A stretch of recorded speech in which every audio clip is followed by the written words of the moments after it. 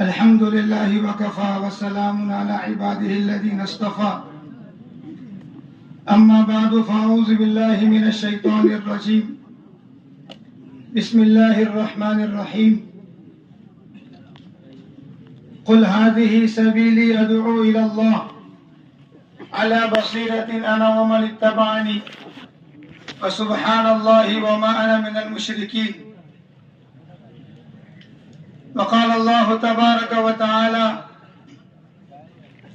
قل هو الله أحد الله الصمد لم يلد ولم يولد ولم يكن له كفوا أحد.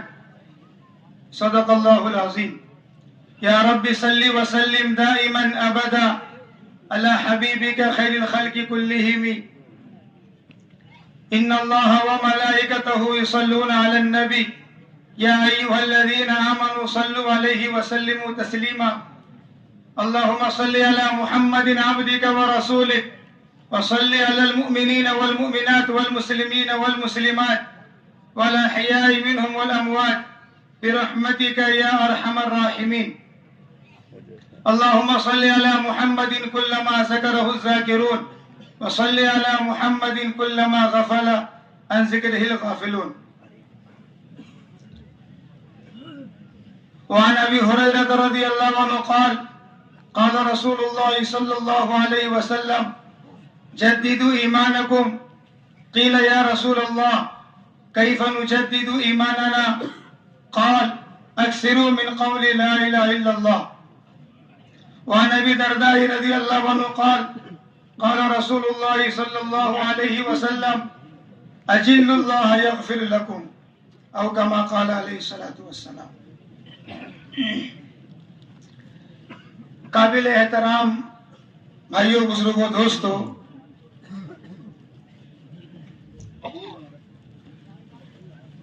اللہ رب العزت نے اپنے فضل سے اپنے کرم سے ہم سب کو بڑی عظیم الشان محنت اور نبیوں والا کام اللہ پاک نے اپنے فضل و کرم سے ہم سب کو عطا فرمایا ہے.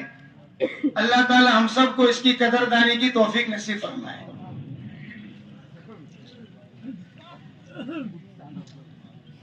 کام جس قدر بڑا ہے اتنا اللہ کی طرف سے انعام بھی بہت زیادہ ہے. محنت کرنے والے کام کرنے والے جب محنت کو صحیح رخ پر کریں گے جس طریقے پر بتایا جا رہا ہے تو اللہ کی ذات سے امید ہے اللہ تعالیٰ دنیا میں بھی نوازیں گے اور اللہ تعالیٰ آخرت میں بھی نوازیں گے. دنیا میں بھی اللہ تعالیٰ اس کا بہترین بدلہ دیں گے اور آخرت میں بھی اللہ اس کا بہترین بدلہ دیں گے. اس لیے اللہ کرے ہم سب کے دل و دماغ کے اندر یہ بات بیٹھ جاوے کہ اللہ تعالیٰ نے جتنی عظیم الشان محنت دی ہے اگر ہم نے اور آپ نے مل کر اس محنت کو اس طریقے پر کیا جس طریقے پر قرآن اور حدیث کی روشنی میں ہم سب کو بتایا جا رہا ہے تو اللہ کی ذات سے امید ہے دعوت کی محنت کے راستے سے اللہ تعالیٰ دین کے تمام شعبے کو زندہ کر کے بتائے. کیونکہ دعوت کے اندر ایک جاذبیت ہے، دعوت کے اندر کھچاؤ ہے. جب محنت صحیح ہوتی ہے اور جب کام کرنے والے محنت کرنے والے صحیح کام کرتے ہیں تو دعوت کے ذریعے سے اللہ تعالیٰ دین کے تمام شعبے کو ہرا بھرا کرتے ہیں. اس لیے سب سے پہلے یقین ہم سب کے دل کے اندر آنا چاہیے کہ اتنی زبردست محنت نبیوں والی محنت اللہ پاک نے اپنے فضل و کرم سے ہم سب کو عطا فرمائی تو ہمارا دل کا یقین یہ ہونا چاہیے کہ اس محنت کے راستے سے اللہ تعالیٰ ہم سب کی دنیا اور آخرت کی تمام ضرورتوں کو اللہ اپنے فضل سے پورا فرمائے.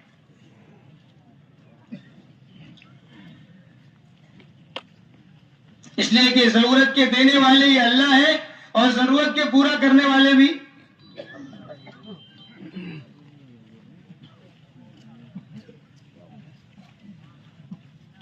اس لیے حدیث پاک کے مفہوم میں آتا ہے حضور پاک علیہ الصلوۃ والسلام نے ارشاد فرمایا اللہ کی عظمت کو دل میں بٹھاؤ. اجل اللہ یغفر لکم، اللہ کی عظمت دل کے اندر بٹھاؤ، وہ اللہ تمہیں بخش دیں گے.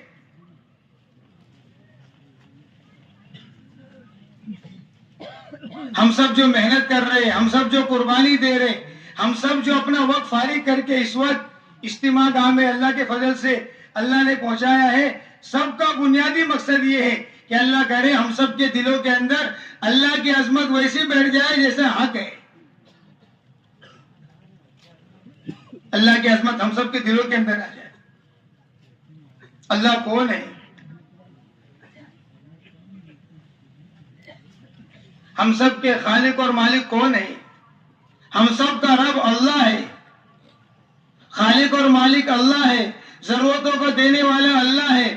ضرورتوں کو پورا کرنے والے اللہ ہے. کاموں کو بنانے والے اللہ ہے. کاموں کو بگاڑنے والے اللہ ہے. کائنات کے جتنے نقشے ہیں، ہر نقشے میں پاور اور طاقت صرف ایک ذات کی ہے، وہ اللہ رب العالمین. اس کے علاوہ کسی کے پاس کوئی پاور نہیں ہے، کوئی طاقت نہیں. سب عاجز ہے. اللہ فرماتے ہیں ہمارے سامنے کچھ بھی نہیں ہے. اس لیے ہم سب کو ہمیشہ ہر موقع پر اپنے دل کا یقین یہ بنانا چاہیے کہ ہم سب کے رب اللہ ہے اور ہم سب کے خالق اور مالک اللہ ہے. تو اس ذات کی عظمت اور محبت ہم سب کے دلوں کے اندر ہونا چاہیے.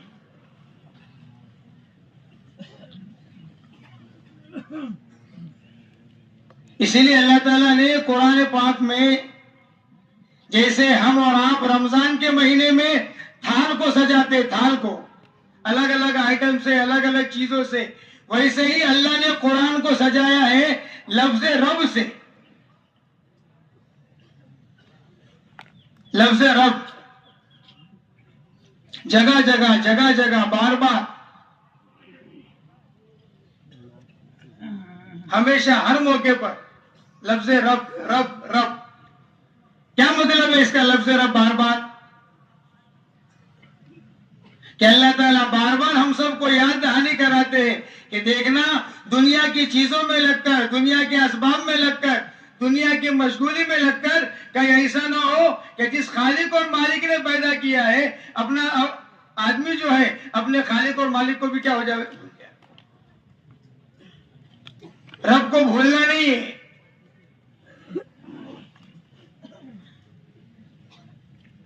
تو اللہ تعالیٰ نے قرآن کو سجایا لفظ رب سے.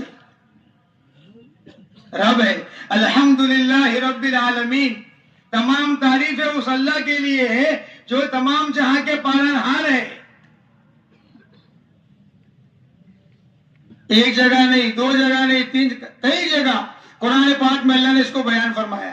وہ ہمارے اور آپ کے تنبیہ کے لیے، ہم سب کو سمجھانے کے لیے ہے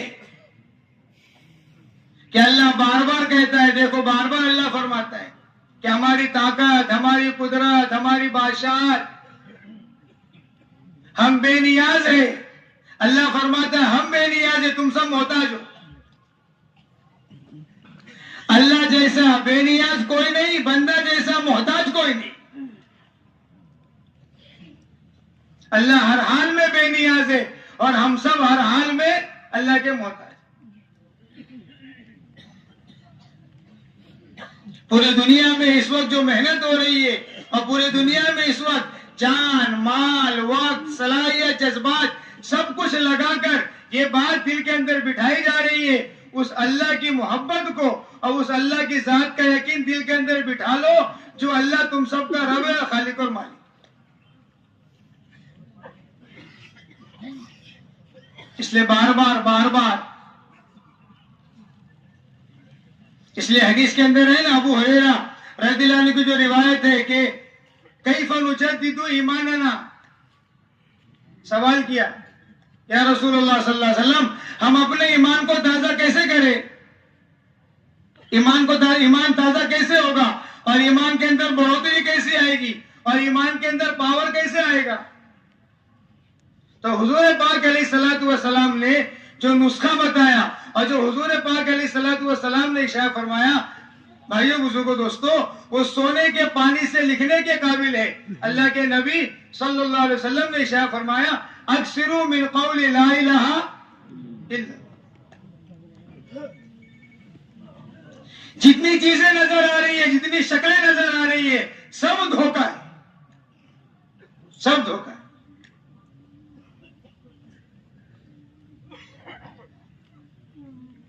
سب دھوکہ ہے۔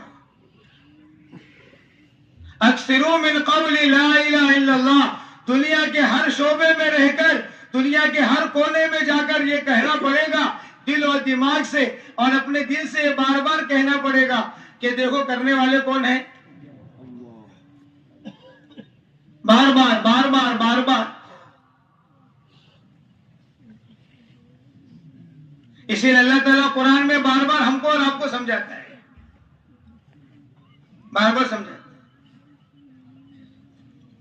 اللہ تعالیٰ قرآن میں فرماتا ہے تمہارے پاس کیا ہے، تمہارے پاس کون سی طاقت ہے، تمہارے پاس تو کچھ بھی نہیں ہے۔ یخلقکم فی بطون امہاتکم من بعد خلق فی ظلمات ثلاث، ہم تو وہ ہے جو 3 اندھیری کوٹے میں بچہ ہم بناتے، تم کیا کرتے؟ تمہارے پاس کیا پاور ہے؟ 3 اندھیری کوٹری کے اندر بچہ اللہ بناتے ہیں۔ اللہ فرماتا ہے آسمان سے بارش ہم برساتے، زمین سے غلہ اناج ہم نکالتے۔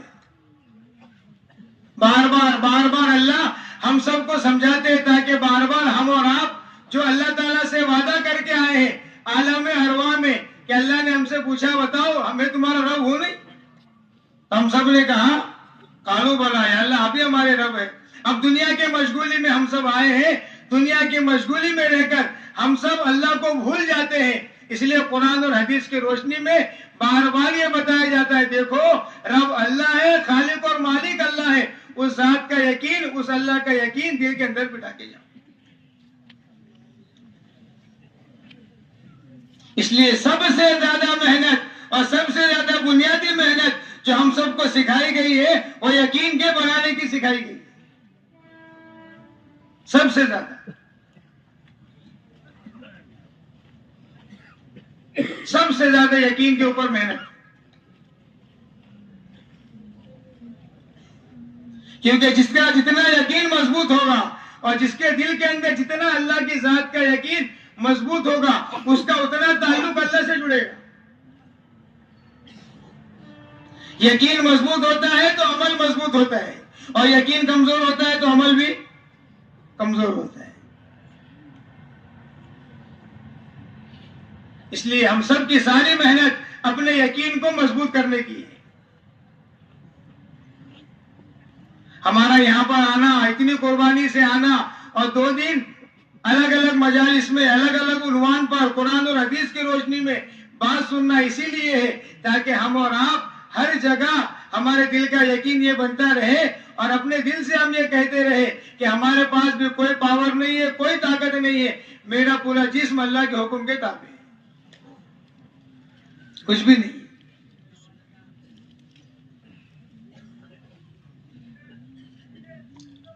اس لیے حدیث میں حضور پاک علیہ الصلوۃ والسلام نے ارشاد فرمایا کہ اللہ سے محبت کرو، احب اللہ، اللہ سے محبت کرو، کیوں؟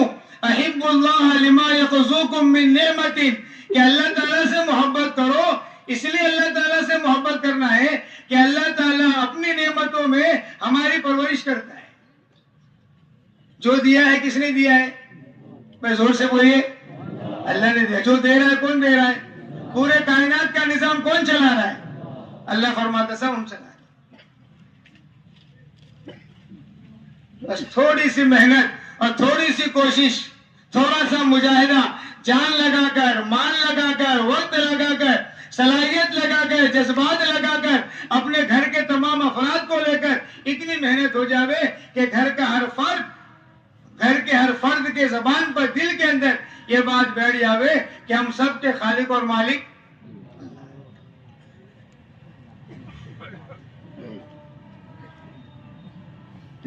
اس لیے بڑا کام ہے، بڑی محنت ہے۔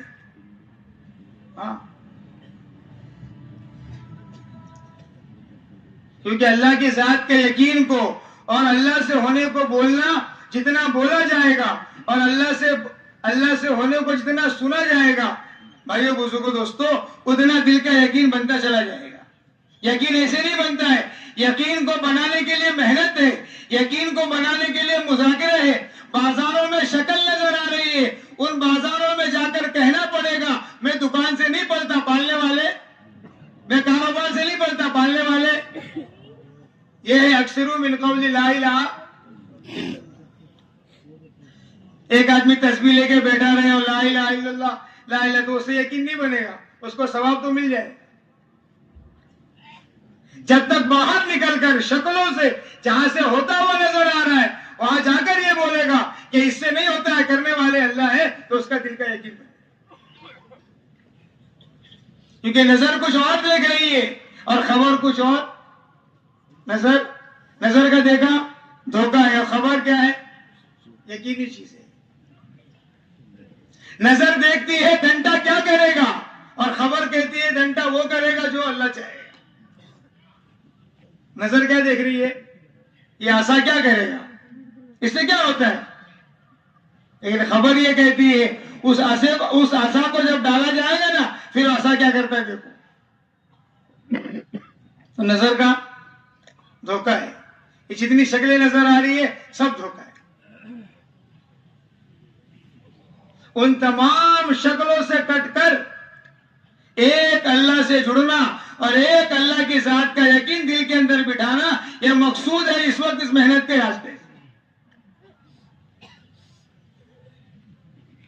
کہ جس دل کے اندر رب ہوتا ہے اور جس دل کے اندر رب کی ذات کا یقین ہوتا ہے وہ دل پاک صاف ہوتا ہے, صاف ستھرا ہوتا ہے. اور جس دل میں رب نہیں ہوتا ہے, جس کا رب اس کا سب. اتنی محنت اتنی کوشش ہم سب, کوئی 3 بجے کوئی 4 بجے تو 2 بجے اتنی قربانی دے کر ہم سب آئے. کیوں آئے؟ کسی کو پوچھیں گے نا تو کیا کہے گا کہ میرے آنے کا مقصد یہ ہے کہ اللہ مجھ سے کیا ہو جائے, اللہ خوش ہو جائے. تو ہم سب کی محنت ہم سب کی کوشش 2 دن اپنا وقت فارغ کر کے آنا اسی لیے ہے تاکہ اللہ کرے نبیوں والے کام کے راستے سے اور نبیوں والی محنت کے راستے سے اللہ ہم سب کی زندگی کو بدل دے وے. ہم ویسے بن جاوے جیسے اللہ چاہتا ہے, جیسے اللہ چاہتا ہے. یہ محنت ہے.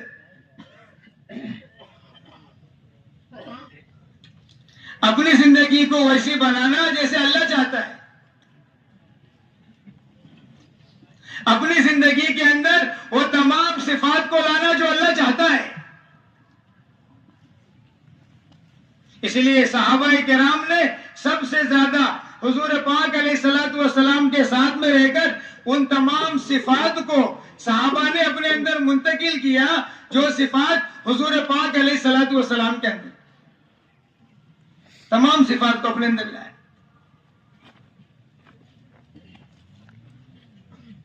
ہم سب کو بھی محنت کر کے کوشش کر کے ان تمام صفات کو اپنے زندگی کے اندر لانا ہے تاکہ ہم سب صفات والے بن جائیں.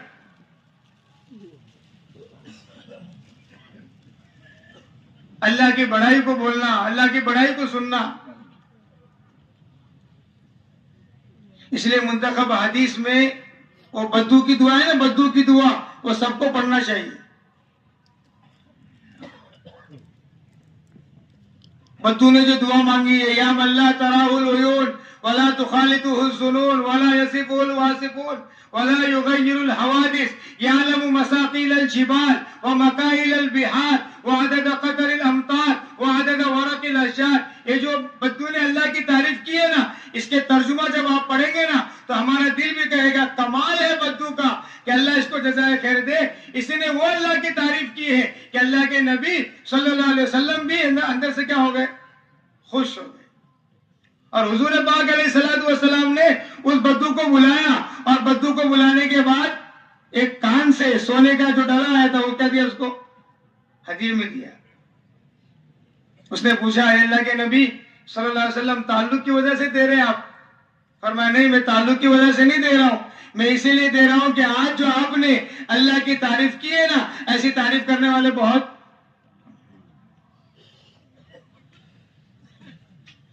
حسن بصری رحمت اللہ علیہ فرماتے ہیں، عجیب، اللہ اکبر، حسن بصری رحمت اللہ علیہ فرماتے ہیں اللہ تعالیٰ کو اگر سب سے زیادہ کوئی چیز پسند ہے تو اللہ تعالیٰ کو اپنی بڑائی پسند ہے،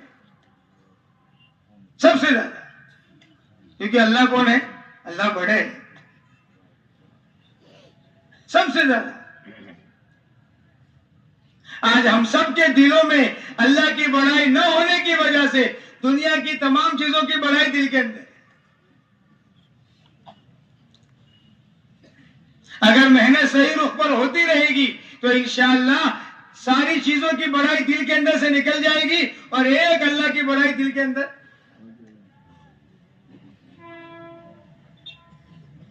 اللہ کو سب سے زیادہ پسند ہے. اللہ فرماتے ہیں میں رب ہوں اور میرے رب کو بولتے رہنا، بار بار بار بار بولتے رہنا، بار بار اس کا مذاکرہ کرتے رہنا، بار بار لوگوں کو سمجھاتے رہنا.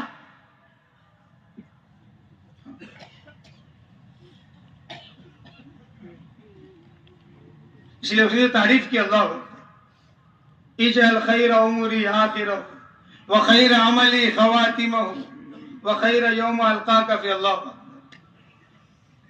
کیا بات، کاش ہر ایمان والا اللہ کے ایسی بڑائی کرنے والا بن جائے جو بدو نے تعریف کی اللہ. ہم سب بھی اسی طریقے پر اللہ کی بڑائی بولنے والے بن جائے اور اللہ سے ہونے کو بولنے والے بن جائے. کیوں کہ جب لا الہ الا اللہ کہا جائے گا اور جب لا الہ الا اللہ سنا جائے گا تو انشاءاللہ جسم سے نکلنے والے اعمال محمد الرسول اللہ اللہ بنا دے گا صلی اللہ علیہ وسلم.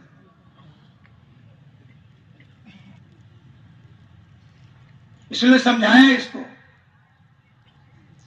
غزوہ بدر میں سمجھایا لا الہ الا اللہ، غزوہ احد میں سمجھایا محمد رسول اللہ صلی اللہ علیہ وسلم. اللہ بار بار سمجھاتے ہیں.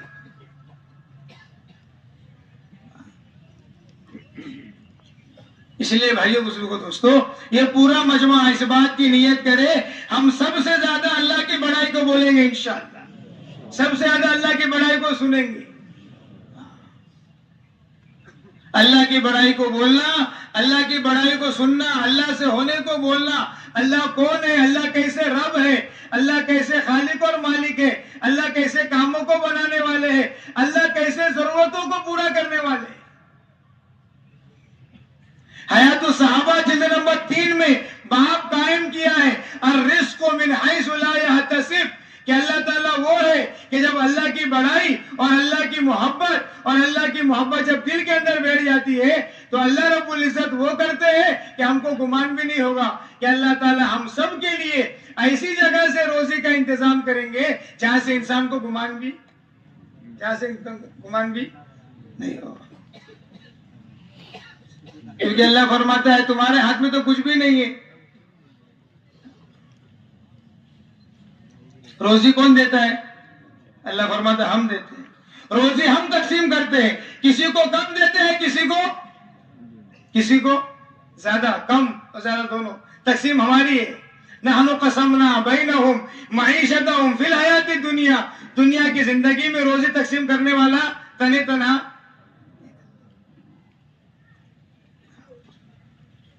اس لیے مقصود ہے بنگلے والی مسجد حضرت نظام الدین میں جب آپ جائیں گے ملک کے مشوروں میں یا ایسے ہی جب بھی، تو آپ ہر اکابر کی بات سنیں گے کہ سب سے زیادہ کس کو بولو. آج سارا ڈر دلوں کے اندر اسی لیے ہے کہ اللہ کا غیر دل کے اندر ہے. سارا ڈر نکل جائے گا جب اللہ دل کے اندر، سب ختم ہو جائے گا. سارا خوف ختم ہو جائے گا جب اللہ دل کے اندر آ جائے. سارا ڈر، سارا خوف، ساری بے چینیاں اللہ سب ختم کر دیں گے جب اللہ کی بڑائی دل کے اندر آ جائے گی اور جب اللہ کی محبت دل کے اندر آ جائے گی اور جب پوری امت ہر جگہ جس کو ملے گی اس کو اللہ کی بڑائی بولنا شروع کرے گی. ابو ہریرہ رضی اللہ عنہ کا کیا عمل تھا؟ عبداللہ ابن رواحہ کا جو عمل نقل کیا نا حیات الصحابہ جلد نمبر 3 میں، تعال نؤمن بنا ربنا، آؤ ہمارے پاس بیٹھی ہمارے ساتھ، ہم اپنے رب پر ایمان کو کیا کر لے، تازہ کر لے۔ عبداللہ ابن رواحہ کا قول نقل کیا ہے، حضرت عمر رضی اللہ عنہ کبھی ایک کا ہاتھ پکڑتے، کبھی دو کا ہاتھ پکڑتے اور کہتے قم بنا نؤمن ساعتن، بیٹھو ہمارے ساتھ تاکہ اپنے رب پر ایمان کو کیا کر لے، تازہ کر لے۔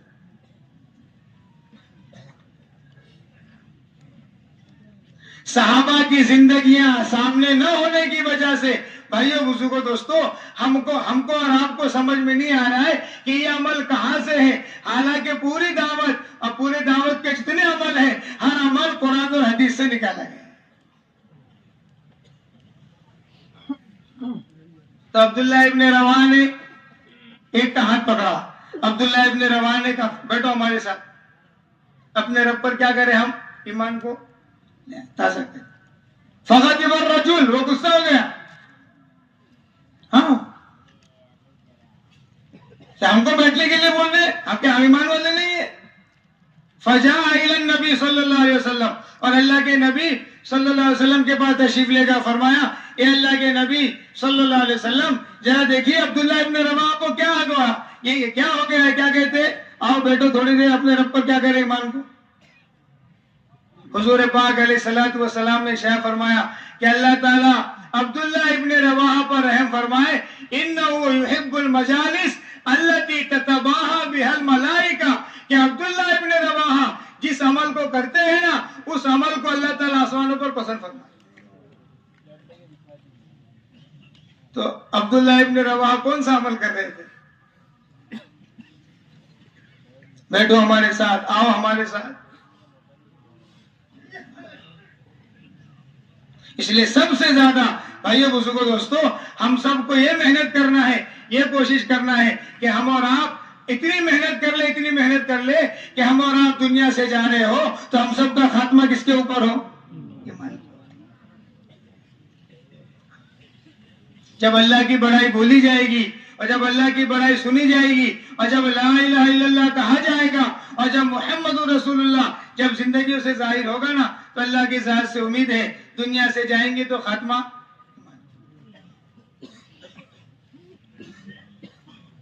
اسی لیے حضور پاک علیہ الصلوۃ والسلام نے ریاض الصالحین میں ہے، حضور پاک علیہ الصلوۃ والسلام نے ایک موقع پر صحابہ سے بڑی عجیب گفتگو فرمائی، ایسی زبردست بات کہ صحابہ فرماتے آنکھوں سے آنسو نکل آئے۔ حضور پاک علیہ الصلوۃ والسلام نے ارشاد فرمایا کچھ لوگ پیدا ہوئے ایمان پر، زندگی گزاری ایمان پر اور خاتمہ ہوا ایمان پر، پیدا ہوئے ایمان پر، زندگی گزاری ایمان پر اور خاتمہ بھی ہوا۔ پھر حضور پاک علیہ الصلوۃ والسلام نے ارشاد فرمایا دنیا میں بعض لوگ ایسے ہیں پیدا ہوئے ایمان پر، زندگی گزاری ایمان پر، لیکن آخر میں کوئی ایسا گناہ ہو گیا، کوئی ایسی غلطی ہو گئی کہ اللہ تعالیٰ نے ایمان کو کیا کر لیا، سلب کر لیا، چھین لیا۔ تیسری بات حضور پاک علیہ الصلوۃ والسلام نے ارشاد فرمائی کچھ لوگ پیدا ہوئے کفر پر اور زندگی گزاری کفر پر اور الحمدللہ آخر میں اللہ تعالیٰ نے ان کو ایمان کی دولت سے کیا کر دیا، مالا مال۔ اللہ کے نبی صلی اللہ علیہ وسلم نے صحابہ سے پوچھا بتاؤ کون سا بننا پسند کریں گے، اس میں کون سا بننا پسند کریں گے ہم سب؟ نمبر 1 پیدا ہوئے ایمان پر، محنت کر کے کوشش کر کے اس طریقے پہ زندگی گزار رہے ہیں کہ جو زندگی کس کو پسند آ جاوے، اللہ کو پسند آئے۔ پیدا ہوئے ایمان پر اور زندگی گزار رہے ایمان پر اور دنیا میں در بدر کی ٹھوکر کھا کر محنت اس لیے کر رہے ہیں کہ اگر دنیا سے جاوے تو ہم سب کا خاتمہ مقصود ہے نا۔ اسی لیے ہر ایمان والے کو، ہم سب کو اپنے ایمان کو جانچنا چاہیے قرآن اور حدیث کی روشنی میں۔ کس کی روشنی میں؟ قرآن اور حدیث کی۔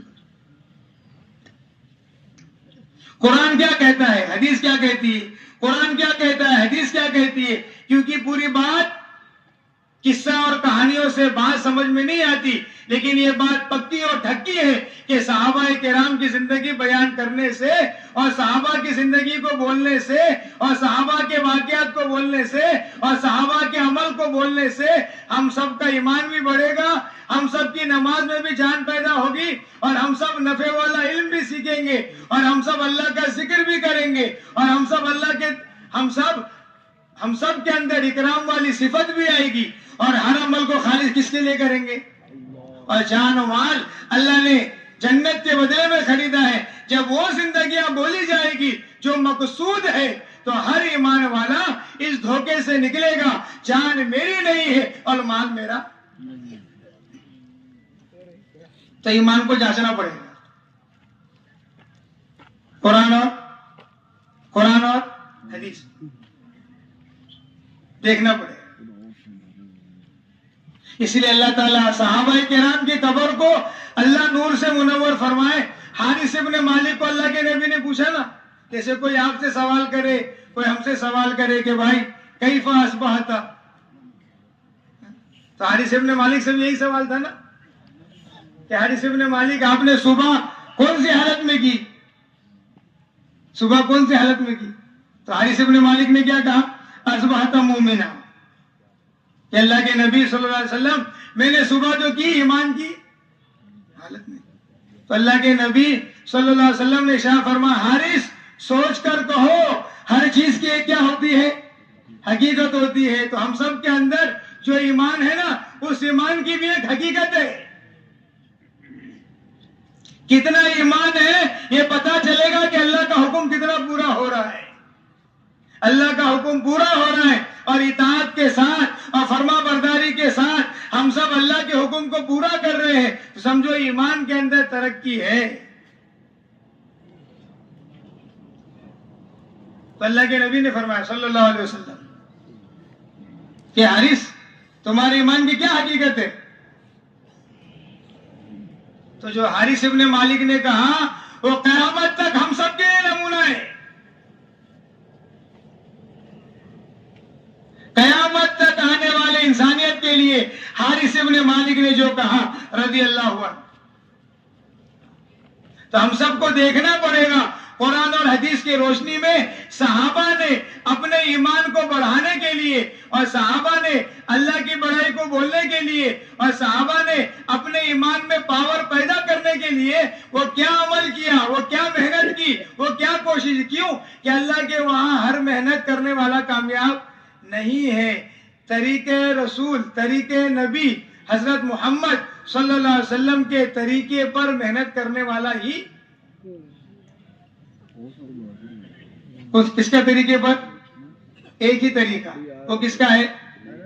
ہر محنت کرنے والا کامیاب نہیں ہوگا، صحیح محنت کرنے والا اپنے ہر کام کو، اپنے ہر عمل کو قرآن اور حدیث سے میچنگ کر کے دیکھنے والا یہ صحیح راستے پر چلے گا، ورنہ آدمی دھوکہ کھا جاتا ہے۔ تو ہم سب کو دیکھنا ہے، ہم سب کو جانچنا ہے کہ ہمارا ایمان کتنا ہے۔ قرآن اور حدیث کی روشنی پتا چلے گا کتنا ایمان ہے، کتنا ایمان کے اندر پاور ہے۔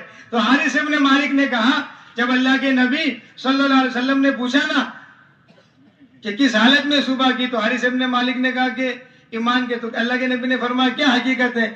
تو حارث ابن مالک نے جو پہلا جملہ کہا نا، اللہ اکبر، اللہ کرے وہ پہلا جملہ اور یہ پوری حدیث اور یہ پوری حدیث کا ترجمہ زندگی کے ہر شعبے میں ساتھ میں رکھو، انشاءاللہ کبھی میں اور آپ دھوکہ نہیں کھائیں۔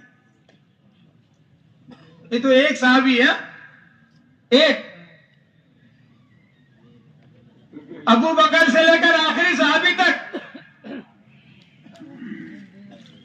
آخری تک حارث ابن مالک نے پہلا جملہ کہا، عذبت نفسی من الدنیا، پہلا جملہ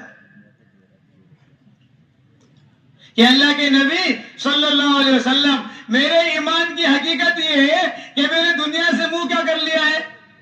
پھیل لیا۔ اس وقت ہم سب اپنے آپ پر غور کریں، دیکھیں، میں پہلے ہی کہا جانچنا پڑے گا، دیکھنا پڑے گا حارث ابن مالک نے اور تمام صحابہ نے دنیا سے منہ پھیر لیا تو ان کے ایمان میں ترقی ہو گئی اور ان کا ایمان بڑھتا رہا. تو حارث ابن مالک نے کہا اے اللہ کے نبی صلی اللہ علیہ وسلم عذبت نفسی من الدنیا، دنیا سے میں نے منہ پھیر لیا ہے، یہ میرے ایمان کے کامل ہونے کی کیا ہے؟ ایمان کی حقیقت کی نشانی ہے. فضائل صدقات کے اندر سب سے بڑا باب اگر کوئی ہے وہ زہد و قناعت ہے. فضائل صدقات میں سب سے بڑا ایک حصہ جو ہے وہ کس کا ہے؟ زہد و قناعت، جس کو کہتے ہیں دنیا سے بے رغبتی. دنیا سے یہ عذبت نفسی من الدنیا، دنیا سے بے رغبت، یہ مقصود ہے. جب صحیح رخ پر محنت ہوگی اور سب صحیح اعمال کی محنت ہوگی نا تو انشاءاللہ ہم سب دنیا سے بے رغبت ہوں گے اور آخرت سے کیا ہوں گے؟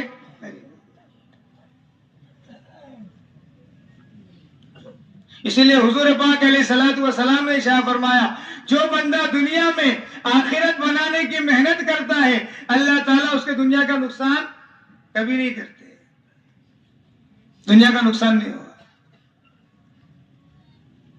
تو عذبت نفسی من الدنیا واسہرت لیلی وازمات نہاری، یہ اللہ کے نبی صلی اللہ علیہ وسلم دن کو پیاسا رہتا ہوں اور رات کو جاگتا ہوں. یہ نشانی بتائی ہے حارث ابن مالک نے اللہ کے نبی صلی اللہ علیہ وسلم کو. تو آخر میں حضور پاک علیہ الصلوۃ والسلام نے جو ارشاد فرمایا نا، اللہ کے نبی صلی اللہ علیہ وسلم نے ارشاد فرمایا حارث ابن مالک ایسے ایمان والے ہیں، اور حارث ابن مالک نے محنت کر کے اپنے دل کی وہ کیفیت بنائی ہے، اپنے ایمان کو اتنا تازہ کیا ہے کہ اللہ کے نبی صلی اللہ علیہ وسلم نے ارشاد فرمایا کہ حارث ابن مالک کا دل ایمان کے نور سے کیا ہو چکا ہے؟ منور ہو چکا ہے. وہی مقصود ہے کہ محنت کر کے ہم سب بھی اپنے دل کو ایمان کے نور سے کیا کر لیں؟ منور. وہ مقصود ہے، یہ چاہا جا رہا ہے کہ ہم سب کا دل بھی ایمان کے نور سے کیا ہو جائے؟ منور ہو جائے. اسی لیے ہم سب کو جانچنا ہے، ہم سب کو پرکھنا ہے کہ ہم سب کا ایمان قرآن اور حدیث کی روشنی میں دیکھنا ہے کہ ایمان بڑھ رہا. حدیث میں حضور پاک علیہ الصلوۃ والسلام نے ارشاد فرمایا، ایک صحابی نے سوال کیا مل ایمان، سألہ رجل مل ایمان. حضور پاک علیہ الصلوۃ والسلام نے ارشاد فرمایا اذا سرتک حسنتک وساءتک سیئتک فانت مؤمن. ہم سب کو ہمیشہ غور کرنا چاہیے کہ نیک کام کرنے کے بعد، اچھا کام کرنے کے بعد دل کے اندر خوشی پیدا ہو رہی ہے کہ نہیں ہو رہی، اور کوئی گناہ ہو گیا تو دل غمگین ہو رہا ہے کہ نہیں ہو رہا ہے. اگر نیکی پر خوشی ہو رہی ہے اور گناہ پر دل کیا ہو رہا ہے؟ غمگین ہو رہا ہے، تو فانت مؤمن. یہ نشانیاں ہیں، یہ نشانی ہے. ایک صحابی نے سوال کیا یا رسول اللہ صلی اللہ علیہ وسلم کامل ایمان کی نشانی کیا ہے؟ حضور پاک علیہ الصلوۃ والسلام نے ارشاد فرمایا 3 نشانی بتائے حضور پاک علیہ الصلوۃ والسلام. اللہ کرے وہ نشانی ہم سب محنت کر کے کوشش کر کے اللہ تعالی ہم سب کو وہ نشانی اپنے اندر لانے کی توفیق نصیب فرمائے تاکہ ہمارا دل بھی ایمان کے نور سے کیا ہو جاوے؟ منور ہو جائے. پہلی نشانی حضور پاک علیہ الصلوۃ والسلام نے جو ارشاد فرمائی تجافی عن دار الغرور.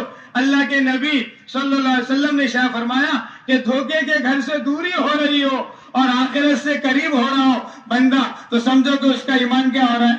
بڑھ رہا ہے. والانابۃ الی دار الخلود، کہ جہاں زیادہ رہنا ہے، جہاں ہمیشہ رہنا ہے، اس کی تیاری میں بندہ زیادہ لگا ہوا ہے تو سمجھو اس کا ایمان بڑھ رہا ہے. والزود لسکن القبور، اور اگر موت سے پہلے موت کی تیاری کر رہا ہے تو سمجھو اس کا ایمان.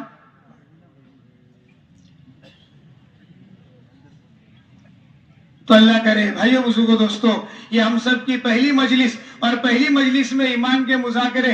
ابھی 2 دن ہم بار بار جو مذاکرہ ممبر سے آپ کے سامنے کیا جاوے ان مذاکروں کو آپس میں اتنا دہراؤ تاکہ ہم سب کو سمجھ میں آ جائے لا الہ محمد، جہاں بات شروع کی لا الہ محمد، کیونکہ پورے کائنات کا نظام تنے تنہا چلانے والا ایک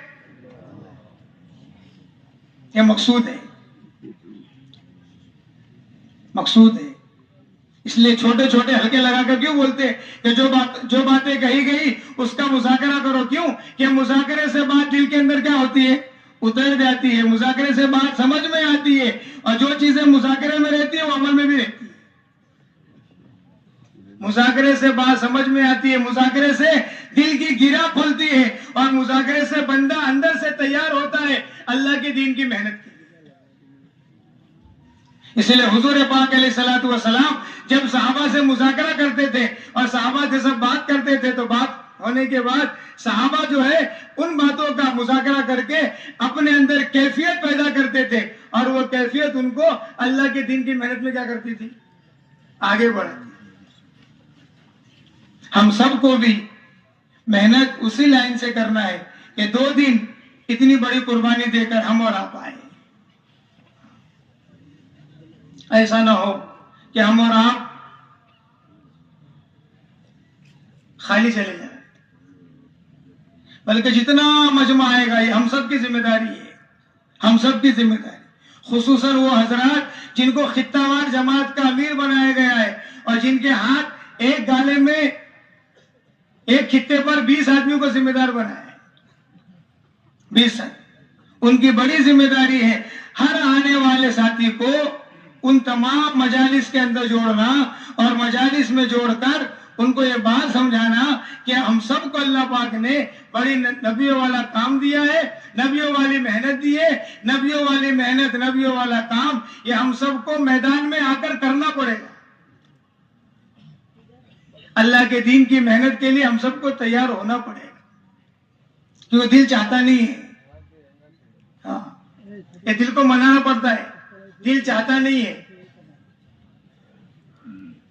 جیسے صحابہ نے اپنے دل کو منایا ہر حال میں کرنے کا، ہر جگہ کرنے کا، ہر موقع پر کرنے کا، سب جگہ جو باتیں حضور پاک علیہ الصلوۃ والسلام نے بتا دی صحابہ ان باتوں پر ہو بہو عمل کرتے تھے۔ ویسے ہی ممبر سے جو بات کہی جاوے قرآن اور حدیث کی روشنی میں یہ پورے عملے کی ذمہ داری ہے اس کو ہر تک پہنچائے گا۔ اس لیے بڑا کام جو ہوتا ہے وہ خطہ وار جماعت کا ہوتا ہے۔ کل مغرب بعد بھی عشاء بعد بھی خطہ وار جماعت کو جوڑا گیا، خطہ وار جماعت کو جوڑ کر باتیں سمجھائی گئی، کیوں کہ پورے اجتماع کی جان وہ خطہ وار جماعت ہے، پورے اجتماع کی جان مال وقت جو مجمع لے کر آیا ہے وہ امانت ہے خطہ وار جماعت کے اوپر۔ اگر خطہ وار جماعت کے ساتھ حرکت میں رہے تو ہر آنے والا اس جذبے کے ساتھ جائے گا کہ میں نے یہاں جو بات سنی ہے، اور اپنے مقام پر جا کر بھی بہت بڑا مجمع ایسا ہوتا ہے کہ باتوں کو سننے کے بعد جب باتیں مذاکرے میں ہوتی ہیں تو اندر سے آدمی تیار نہیں ہوتا ہے، لیکن مذاکرے کی برکت سے بندہ کیا ہو جاتا ہے، تو ہم سب کو خصوصاً خطہ وار حضرات، خطہ وار جماعت کے ساتھیوں سے گزارش ہے دن بھر میں جو اعمال ہے، دن بھر میں جو کام ہے، اپنے تمام عملے کو، کیونکہ آنے والا عملہ ہر طرح کے لوگ ہوتے ہیں، ان کی رہبری کرنا، کسی کے کام آ جانا، دل جوئی کرنا، ہمت افزائی کرنا، اس کو پیار و محبت سے ہر عمل میں جوڑنا، اس کے لیے چیزوں کا انتظام کرنا، اس سے بہت بڑا مجمع جو کام سے دور ہوتا ہے، ہماری خدمت، ہماری کوشش ہمارے قریب کرنے سے وہ کام سے قریب ہو جاتا ہے۔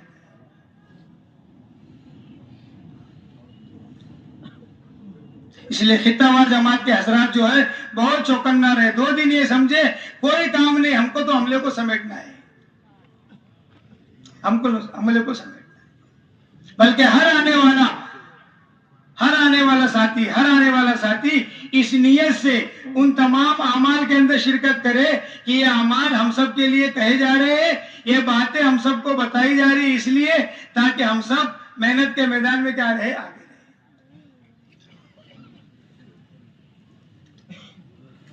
اس لیے بھائیو بزرگو دوستو، یہ پورا مجمع نیت کرو انشاءاللہ کہ دونوں دن انشاءاللہ خوب جم کر بیٹھیں گے انشاءاللہ، اور دین کی باتوں کو پوری اہمیت کے ساتھ، اور جب کہا جائے نکلنے کو تو اِذَا اسْتُنْفِرْتُمْ فَانْفِرُوا، منتخب حدیث میں حدیث ہے، حضور پاک علیہ السلام نے ارشاد فرمایا، ابن عباس کی روایت ہے، اِذَا اسْتُنْفِرْتُمْ فَانْفِرُوا، جب آپ کو نکلنے کو کہا جائے تو نکل، زور سے نکل جائے۔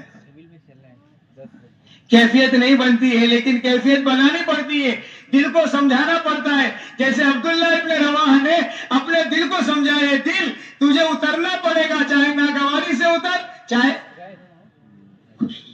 دل چاہے یا ہم اتنی محنت اتنی کوشش کر کے اپنے عملے کو لے کر آئے ہیں اور ہم سب باتوں کو سن رہے ہیں، تو اللہ کرے جب ہمارے اندر کیفیت بنے گی نا تو جو عملہ ہمارے ہاتھ کے نیچے ہے انشاءاللہ اس کے اندر بھی کیا بنے گی، کیفیت بنے گی۔ تو انشاءاللہ اسی اجتماع سے اور خطہ وار جماعت کی محنت اور کوشش سے اور ہم سب کی محنت اور کوشش سے اللہ ہزاروں لوگوں کو نقد تیار کر دے گا، اور وہ نقد اللہ کے بھروسے پر یہاں سے اللہ کے راستے میں جائے گی۔ کوئی مشکل نہیں ہے، تھوڑی سی کیا کرنا پڑے گا، آئے تھے اجتماع میں شرکت کے لیے، کیفیت بن گئی تو انشاءاللہ جائیں گے کتنے مہینے کے لیے، 4۔ اس لیے بھائیو بزرگو دوستو، آپ حضرات سے گزارش ہے کہ آپ حضرات جتنی مجالس ہو الحمدللہ 9:30 بجے سے تعلیم ہے، 9:30 سے 11:30 ہر خطے میں امانت داری کے ساتھ خطہ وار جماعت کے ساتھی اپنے ساتھیوں کو جوڑ کر جن کو جو کام سمجھایا گیا ہے اور جن کو جو ذمہ داری دی گئی ہے، اپنے پورے اجتماع گاہ کے اندر 90 خطے ہیں، ہر جگہ کیا ہونا چاہیے، تعلیم ہونا چاہیے، کیونکہ تعلیم کا موقع آج ہی ہے۔ 9:30 سے 11:30 قرآن کے حلقے بھی لگانا ہے، 6 صفات کا مذاکرہ بھی کرنا ہے، اور پھر 6 صفات کے مذاکرے کے بعد جو مجمع ہمارے سامنے ہے اس کو کیا کرنا ہے، تیار بھی کرنا ہے۔ اس لیے تمام حضرات سے گزارش ہے اپنی ضروریات سے فارغ ہو جائے، اور ضروریات سے فارغ ہو کر جو ہے 9:30 بجے خطہ وار جماعت کے امیر اور خطہ وار جماعت کے ساتھی جو ہے ہر خطے میں تعلیم کرنے کا پورا اہتمام کرے، کوشش کرے کہ تعلیم کرانے والے علماء ہو تو بہت اچھا، تاکہ عربی متن پڑھ کے سنا۔